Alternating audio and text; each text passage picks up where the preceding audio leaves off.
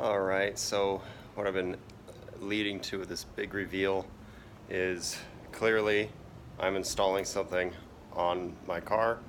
I've been waiting months for this to come in. It is a authentic, well, I say authentic meaning that it's precisely as Ford designed it, a Shelby GT350R bare carbon fiber rear spoiler. And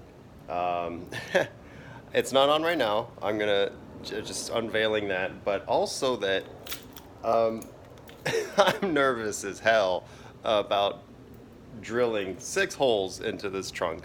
Yeah, I got a template. I've got all the tools. Um, the car's still under warranty and I'm putting holes in it. God. So yeah, that's really more the little unveil and the honest getting a little bit nervous here. So anyway, wish me luck. I'm going to do the best I can to take any pictures or videos of doing this because it's just me. The